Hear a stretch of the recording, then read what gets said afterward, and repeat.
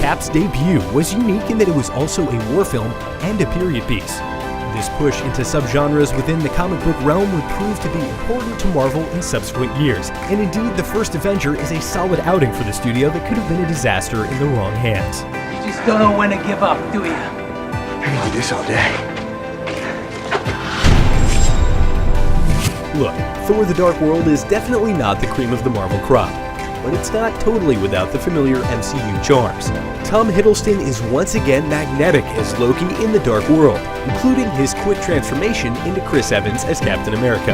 And Hiddleston and Chris Hemsworth on screen together always delivers guaranteed Asgardian gold. We could be less conspicuous. Brother, you look ravishing. Though a little more bloated than its predecessor, Avengers Age of Ultron still finds time to let its heroes shine. Everyone attempting to pick up Thor's hammer at an Avengers Tower party, and Cap almost succeeding, is an absolute delight. And both the opening forest battle and closing Sokovia showdown are filled with the type of amusing and action-packed team-up moments that only an Avengers movie can deliver. Keep up, old man. Nobody knows. The clever and funny Ant-Man is sort of the anti-Age of Ultron. It reminds us that Marvel can still do smaller stories that mostly don't have to tie into the larger universe, although that Falcon fight was pretty cool. It's really important to me that Cap never finds out about this. Perhaps the most controversial of the Marvel films due to its rethinking of the Mandarin character, Iron Man 3 proved that there was indeed life for the standalone films after the epic team-up of the Avengers. Writer-director Shane Black mixed up Tony Stark's status quo, taking him out of the armor for a long stretch, and keeping things fresh in the process. What do you call your double, right? Well, no, I studied. No, I said no. Don't hurt the face. I'm an actor. Let's face it, there would probably be no Marvel Studios today without Robert Downey Jr.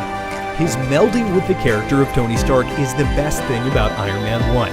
Despite the relatively small scale of the film, director Jon Favreau and Downey Jr. set the breezy, amusing, kinda sorta realistic tone of the MCU that has been the studio's blueprint ever since. I am Iron Man.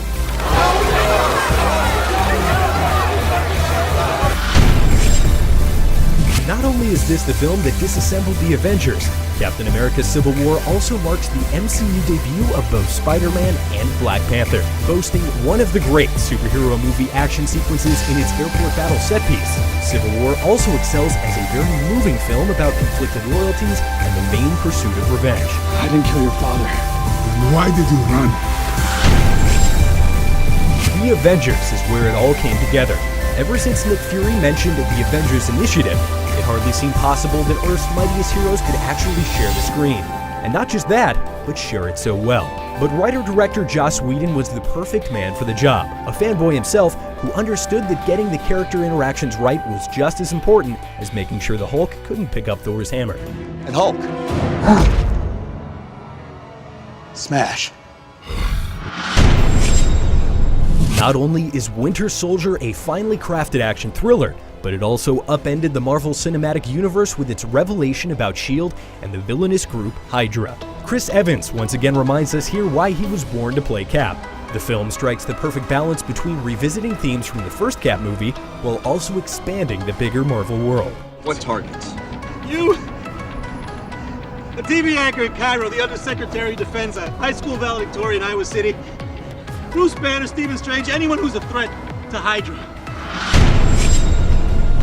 It's interesting that our #1 Marvel movie also happens to be the one that features characters most people had never heard of before it was released. But that just goes to show that the MCU isn't only about its famous superheroes. No, it's about the people behind the masks that make or break these movies. Whether it's Star-Lord's cheeky style or Rocket and Groot's Han and Chewie-like partnership, the movie rides high because of writer-director James Gunn's unique and impeccably realized portrayal of the Guardians. And oh yeah, that soundtrack didn't hurt either. Those are our top 10 Marvel Studio movies. What are yours? Let us know in the comments, and for all things Marvel, keep it right here on IGN. I am a god, you dull creature, and I will not be bullied by that.